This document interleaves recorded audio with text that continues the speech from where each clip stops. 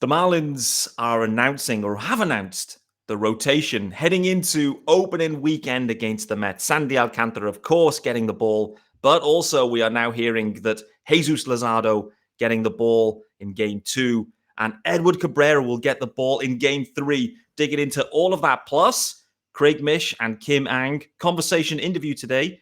Dig into some of that as well, plus some hot takes with the king of gifts, Ely Sussman, is in the house. All on today's Locked On Marlins. You are Locked On Marlins, your daily podcast on the Miami Marlins. Part of the Locked On Podcast Network, your team every day.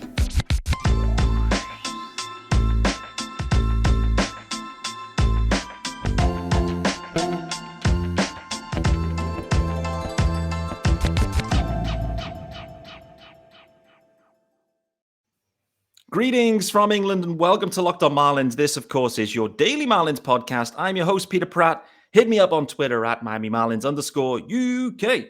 If you are subscribing to pods, hit subscribe. Yes, sir. It is your team every day. Head over to YouTube as well. Hit subscribe there too. We are trending on YouTube. Kind of. We're over 500 subs. Delighted to welcome Ely Sussman onto the show. Monday, the 27th of March. We are now in opening week. Ely, how we doing, brother? So excited for this, Peter. It's after having a full spring training, especially this particular one. We just know how much is riding on this Marlins regular season performance that it was kind of difficult to stay focused on the variety of inconsequential things happening during camp. This is when it really matters, and we finally made it here. We made it here, and with a lot of the key players and good health and with good momentum. So it's just fired up. Thank you for having me on. Fire it up, baby. That's what I want to hear. Just fire it up. You're right, mate. Listen, the Marlins have made it this far. They're healthy. There can be no excuses, I would say, going into this year because this is the roster they've assembled. They've made changes. It is a new look roster in some ways. Unfortunately, Pablo Lopez had to go. Luis Arias in. Obviously, they supplemented as well with some other trades and free agents, mate. But overall, no excuses, I would say, heading into the season. This is becoming more of Kim's roster, I would say. Skip Schumacher, obviously, as well, first-time manager, new into the ball club as well. So there's going to be an adjustment period. But the main thing for me is just no excuses for these Marlins. They have to hit the ground running fast as well, in my opinion. What about you? Well, that's a good phrase to mention, that this is very much Kim's roster. Her fingerprints are on this. It is unlike any other roster in baseball, unlike other rosters we can remember in terms of how they're utilizing these position players, how they tied it all together. On the positive side, as I think we're going to touch on today, the quality of their starting rotation, the upside of this rotation is like few others across all of baseball. So it is definitely a distinctive team, and she's putting her reputation on the line in a very critical year for her. So this will go a long way to determining the entire tone of her tenure as Marlins GM. Yeah, it really will. Really will. I think it's one of the big storylines I've touched on in this pod and on Twitter as well recently, just kind of starting to think about what this year could look like for Kim Ang in terms of how the Marlins play it with her. Do they let the year roll and they see what what the wins and losses look like? Or do they acknowledge that Skip Schumacher's, new in, that connection is still new. It's going to need a little bit more time. She used the phrase with Craig today, work in progress. This team is still a work in progress. And I think really, me and you, we follow the team really closely, mate.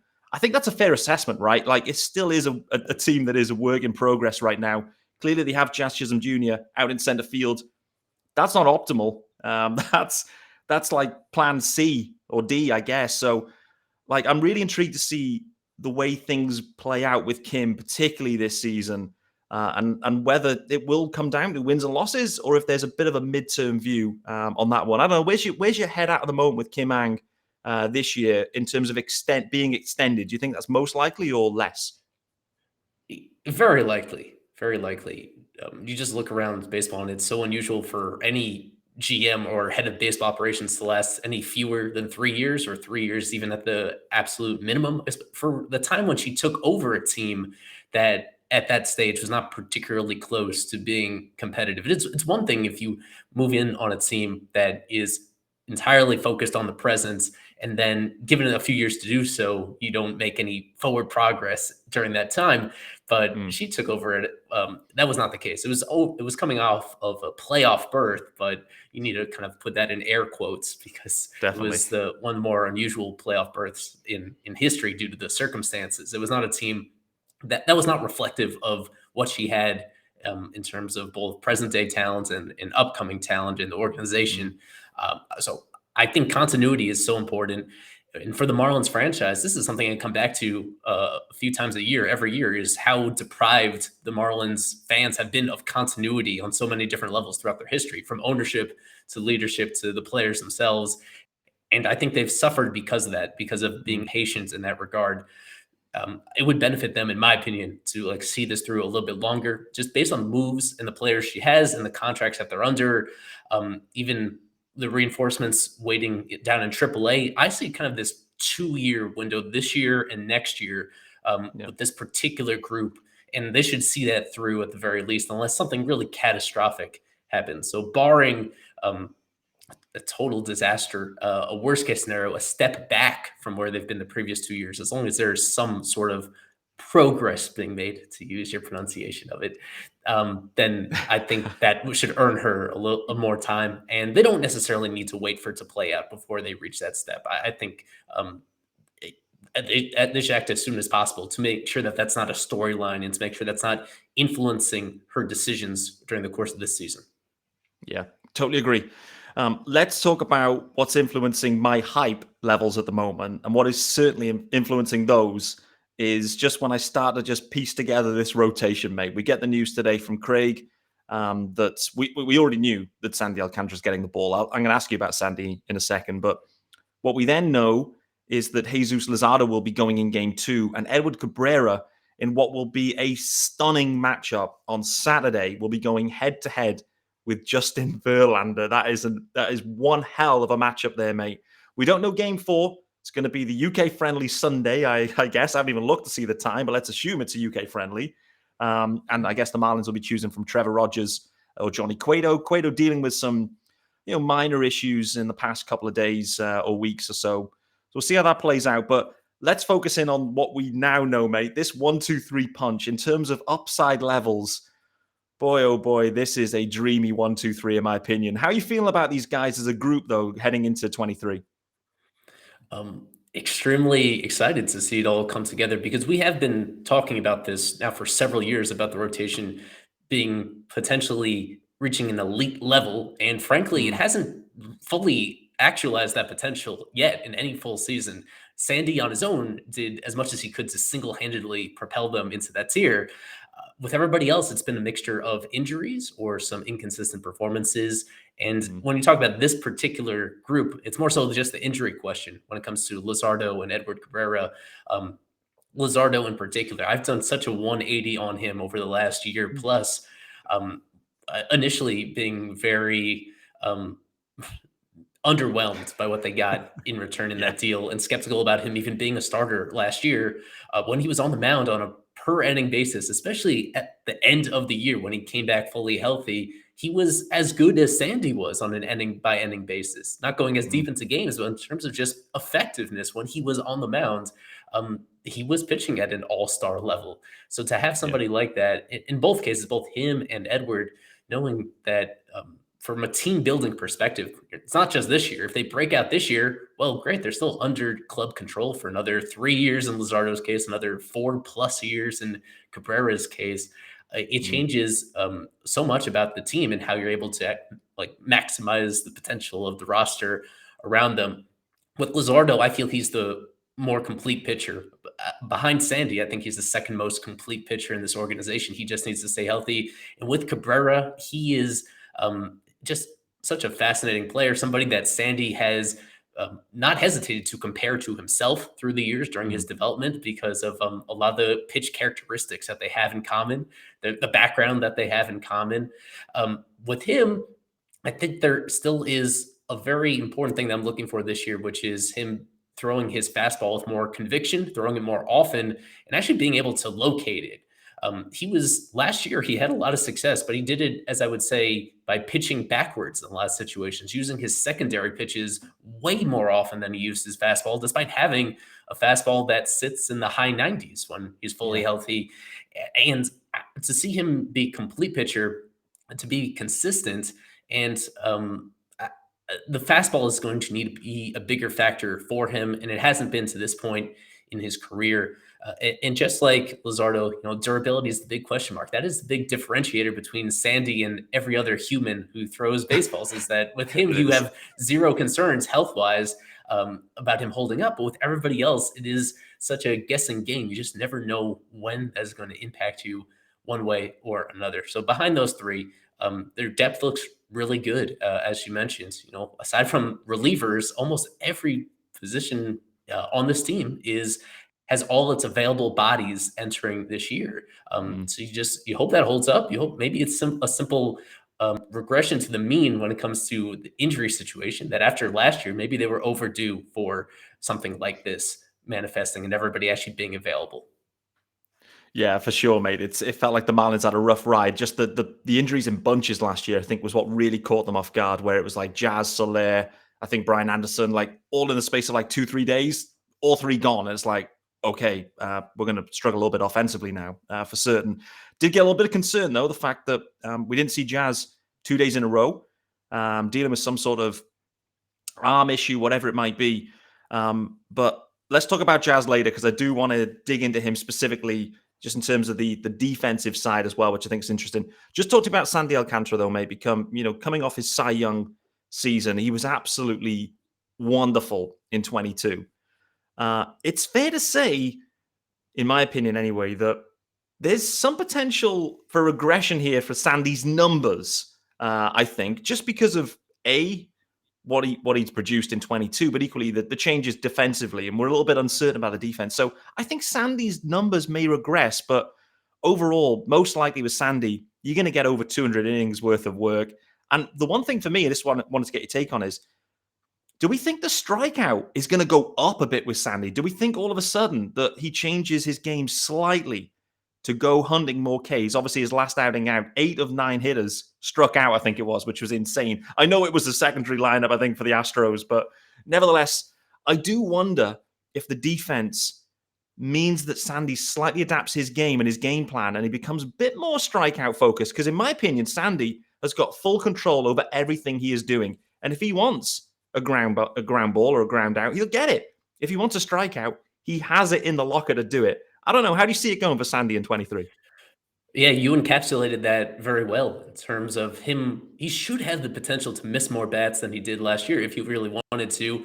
And that's probably going to be necessity if he wants his actual performance to be within the ballpark of where it was last year. Yeah. This defense is it's inferior to where it was last year. Last year, Miguel Rojas, for as critical as we were about his offensive side, like he was a stabilizing force right in the middle of the infield, and he was performing about as well as he ever has defensively. Now, I mean, who do you point to defensively and say this is the guy we trust most on the infield? It's probably the backup first baseman, Ely Sussman, who impressed in the small sample this spring, but who's going to be 39 years old, and he's going to be spending quite a bit of time at DH. I'm not convinced whether he's going to actually be major league quality the whole year long around. And at every other position, you have guys that are taking on more responsibility than they did.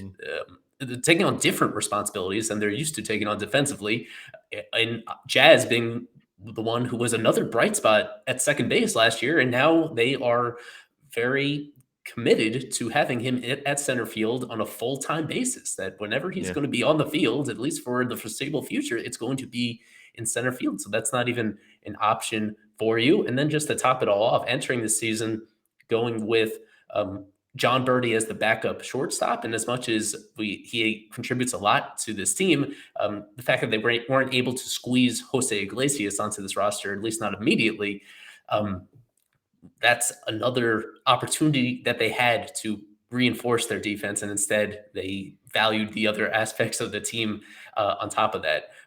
Every year, or most years of Sandy's career, there's been that discrepancy between his ERA, his actual run prevention, and his fielder independent pitching. And that was true last year. It was about 3/4 of a run difference, maybe even a little bit more than that between the two.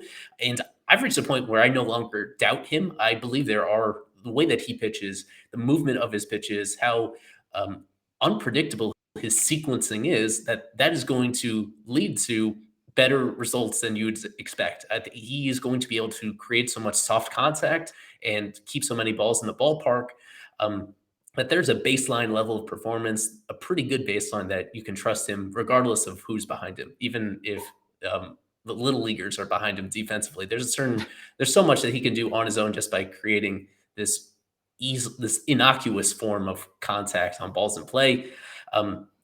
That being said, this is a team that very quietly was among the league leaders in how often they shifted last year. I don't know if people realize that the Marlins were clearly in the top 10 in shift rate, and I think more like fifth or sixth on nearly half of all plate appearances they were shifting. So that is just a big change, and it was working very well for Sandy last year. I think your assumption, people's mindsets heading into this year should be to expect a little bit of more of those balls to sneak through now that you're no longer have the flexibility to put guys exactly the way you want to. Yeah. Yeah, I completely agree. I think that's a really good point around the shift too. And it's funny because we've spent a lot of spring, the focus, which I didn't anticipate, but has played out, has been all around the pitch clock. That's been the buzz area in the main, and the batters being alert in the box, which again was another aspect I didn't even really think about. It's not until you see it happening, you're like, okay, it's interesting. But we haven't really focused in on the shift overly. But I do think once games start getting played for real, the regular season comes to life and balls start squeezing through there, and you're thinking, okay, actually, this is going to really impact some teams in a different way. And the focus has been off it a touch, but as we get in the groove, I think with the pitch clock, that becomes the norm. Then the focus will come back to the defensive alignments. And the question will be is whether teams then go, we're going to start shifting our outfield, like we saw. I can't recall which club it was, but someone overshifted the left fielder and put him into a shallow right field position early on in spring. Can't recall who it was. It was probably the Rays, knowing the Rays, but maybe it was the Tigers. So I'm interested to see how that plays out more generally in terms of defensive alignments, because all these teams, everyone will be looking for the minor differences, particularly for those really like pull heavy guys. So interested to see how that plays out. I'm expecting a bit of a step back in Sandy's numbers, not in his innings pitch though, but I do think his strikeout numbers could go up off the back of this, and I think he might adjust his game just slightly. Just to try and get some different types of outs than he's been leaning on in the past. Wait to see. Eli may have more confidence in his bullpen than he did last year. It felt to me like Sandy wanted to go 9 because he felt like he was the best reliever as well. And I do feel that Kim has bolstered this bullpen to a point that gives him and us as fans a little bit more confidence. I think that they can close out some of these inevitable close games they're going to be in. Right. A part of the reason he pitched the way that he pitched last year is because he understood, because that distrust of his teammates. There's no other way to put it. I don't think he was quite as blunt as ever, like shining the light on that in that way.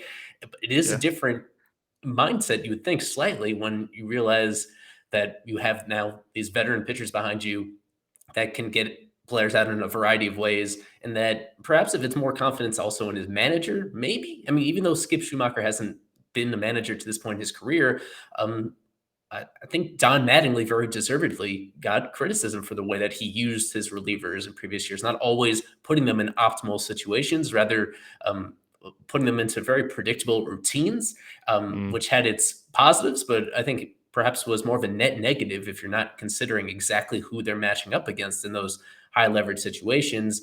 So I think there's the upside. I'm not going to guarantee that now their relievers will perform better simply because they have a different manager in charge, but I think it is going to be handled differently for better or for worse, and that perhaps that will lead to these better results. And that you have a version of Sandy that will pick and choose his spots. There'll be certain situations where it is critically important for him to pitch as deep as possible, and there will also be some times where maybe he recognizes that the most important thing is just keeping runs off the board. So there are a lot of factors in play as the new rules and the new coaching staff and also somebody like this that has now performed at such an exceptional level that he wants to repeat what he did last year. That is something he's been specific about, is that he sees last year as what he wants the norm for him to be, and he thinks it's possible to repeat that. I agree that I think it will look slightly different this year because of all the other factors involved. Yeah, agreed. We're going slightly long here, which is to be expected, but we just got into the groove there. But it's time to talk about Ultimate Pro Baseball GM. Eli, this sounds right up your street, by the way. So make sure you get this downloaded. It's for free, by the way. So, that's the main thing to say. The QR code is on the screen if you need that, guys. And for those that haven't yet got it, it's the coolest game I've played in a long time, miles better than OOTP. And I always thought, listen, you hear me on this pod enough. I've always thought I could be a great MLB GM. As it turns out, it's not that easy. It's fair to say, based on the results that I've been seeing. But if you've had the same thought and have fantasized about managing your own franchise, go and download Pro Baseball GM immediately. You get to cover off everything, hiring the coaches, the staff. You got to manage all the finances, scouting, drafting, managing the clubhouse with all the personalities and the injuries, and navigating your franchise through free agency and all the ups and downs of a season. All this in a challenging and realistic game world. Ultimate Baseball GM is completely free, playable offline and on the go, as and when you want. So here's the other kicker here, guys. Locked On Marlins listeners get a 100% free boost to their franchise when using the promo Locked On in the game store. So make sure to check it out. Download the game. Just visit probaseballgm.com or scan the QR code or look it up in the app stores. That's probaseballgm.com. Ultimate Baseball GM, start your dynasty today. Wonderful. Get that one downloaded. All right, Eli, we're running long. I wanted to briefly ask you about Jazz Chisholm. We were talking about it earlier on. We've mentioned his name a few times. Hearing as well Kim and Craig talking today, which, again, one of the main themes. It's been one of the main storylines remaining, or it's been going through this off-season and spring. It's fair to say the defense is still a work in progress. I think Jazz will make it work. But the question I've got for you around Jazz is, more generally, do we see the Marlins looking to execute on an extension here with Jazz? I do think this Corbin Carroll extension relatively recently, I think, set an interesting baseline for Jazz Chisholm Jr. in terms of what it could potentially look like. Carroll's had a lot less service time thus far than Jazz. So I think if you kind of prorate that upwards, you end up potentially with like a 6-year, $100 million baseline with maybe a team option for another 25 or 30, something in that range. I don't know if Jazz will be shooting higher than that, but I do think that's an interesting baseline. And I'm intrigued to see whether the Marlins look to actually go, and now they've got Sandy extended, and that worked out perfectly for them. Whether Jazz, and he's using the phrases now where he's looking to be the MVP. Like, that's in Jazz's mind. He thinks he can go to that level. And if he thinks he can, and the Marlins believe it, it's probably a good time to get him locked up now so they can see the benefit of that in the future. I don't know. Where's your head at here with Jazz and extensions? If Jazz thinks he can, and I believe he does, if he thinks he is that MVP caliber player, he's just going to be such a difficult player to negotiate with and find a reasonable common ground, understanding what his upside is going to be, that confidence that he has in himself. I think he's just going to be a difficult player to properly evaluate, to see other. You mentioned Corbin Carroll on the favorable situation, but you could also look this past year, another extension of a center fielder, Julio Rodriguez. When he had less than a year of service time, he got a deal that is potentially a lifetime contract that I think guaranteed north of $200 million, and potentially has a clause in there that could stretch it out to about $400 something million. Yeah. I think Jazz just has a difference to this point in his career. I think he still thinks extremely highly of himself. It'll be just very difficult to find common grounds on an efficient contract at this particular time. I don't worry too much about the position one way or another. I think if they just value everything else he brings offensively and intangibly, they know that second base is a fallback plan. Even with the players they have under contract, I think they can move them to second base as soon as next year and still have a supporting cast around him that makes some sense. So I don't think the center field position change impacts this conversation too much. He just seems like a player that wants to maximize his earnings and believes that those earnings that he's worth are at a level that this franchise doesn't have a recent precedent spending at that level. You have to go back to the Stanton No. contract, which by the end of it just turned out to be more of an albatross than than an actual positive for the franchise. So I would be pretty stunned if they find common grounds right now. This is probably a conversation for later this year and more likely next offseason. Do you think they've even broached the subject at all with Jazz directly at this point, or they're just kind of waiting to see? Yeah, I would think at the very basic level, there have been some conversations about that when you just recognize coming off last year that he improves in such a way that this is the type of player that you trust offensively to build around. So if nothing else, you trust him to be an extremely impactful slugger and an extremely impactful base runner for you. And there's value in that. I would suspect that they have expressed interest in doing so, just understanding how other few options of homegrown bats that they have to spend that money on. So it's just there's a big gap between that and actually getting a deal done. So again, I think this is something that will probably wait for a little while until after we see this 2023 season play out.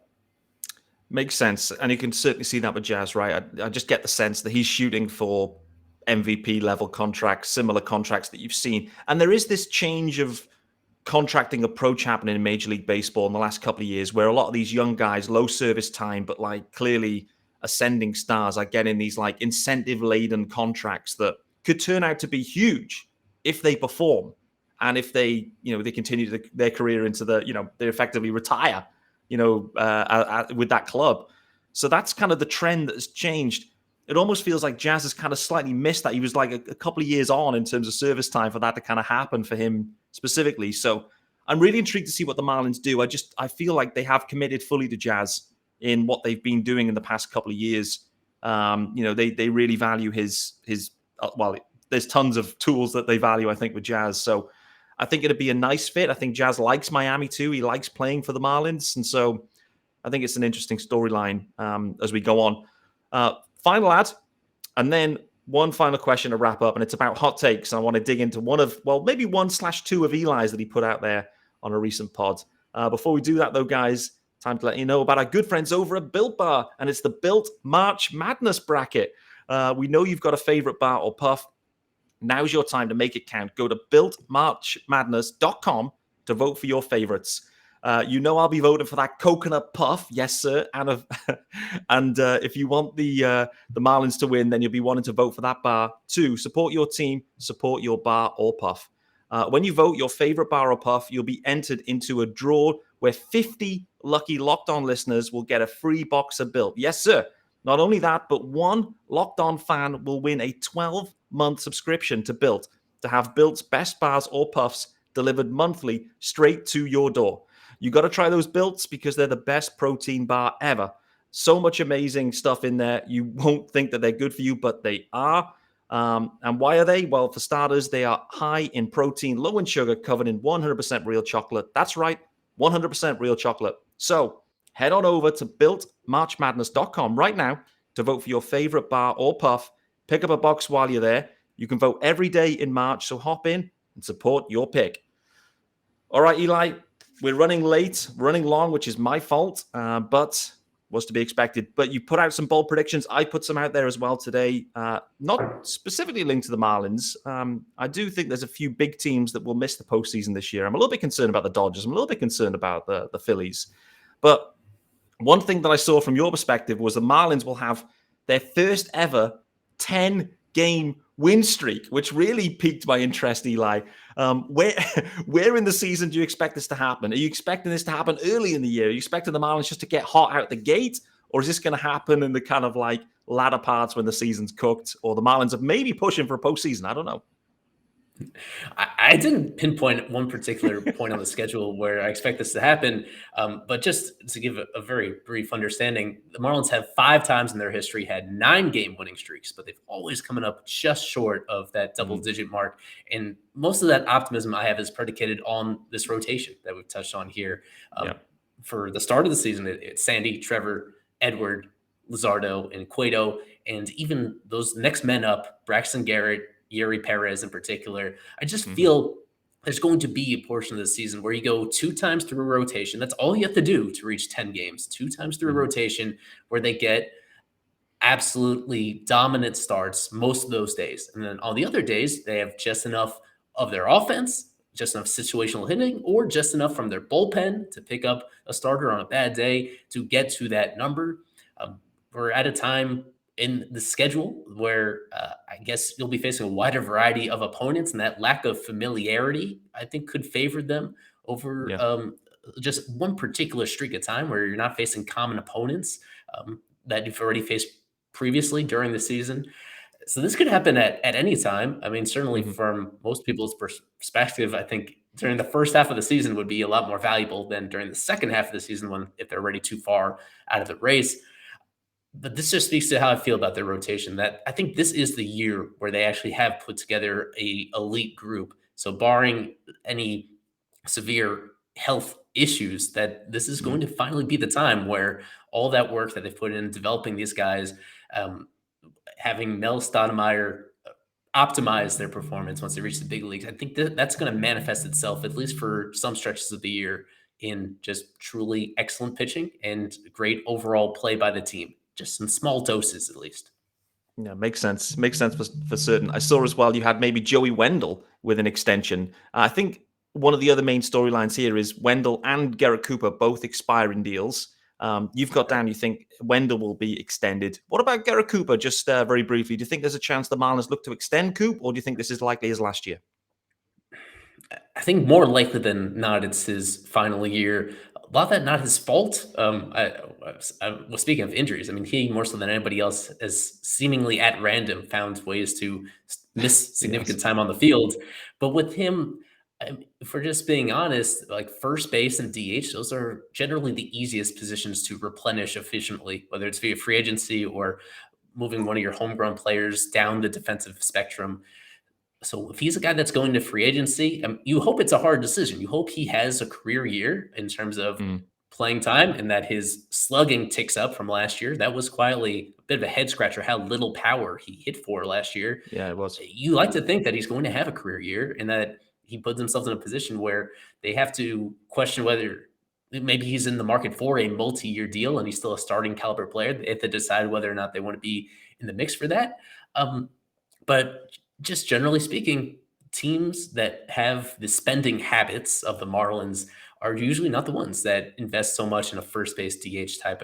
So I think more likely than not, they go in a different, cheaper direction in Mm. 2024 and beyond. Yeah, me too.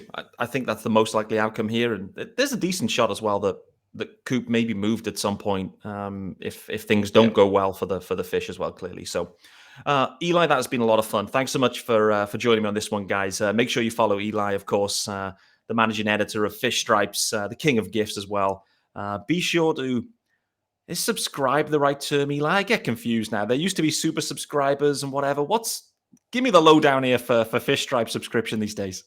Yes, on the Fish Stripes Twitter account, which is I am the one that manages that one, but our content, all our collaborators contribute to it. There are paid subscriptions to get the full experience of Fish Stripes Twitter. Just $2.99 a month. You just press the button in the Fish Stripes Twitter profile, and it's just a variety of perks, extra content, subscriber exclusive giveaways as well. We have one coming up in just a few days, giving away some tickets to this opening homestand to see Sandy pitch, not on opening day, but in his second start. And we prioritize the people that invest directly in us to keep us going as well. We have a pretty big staff, as big as it ever has been. And for people to contribute directly to us in that way, it makes a world of difference. So we appreciate everybody that does support us over there.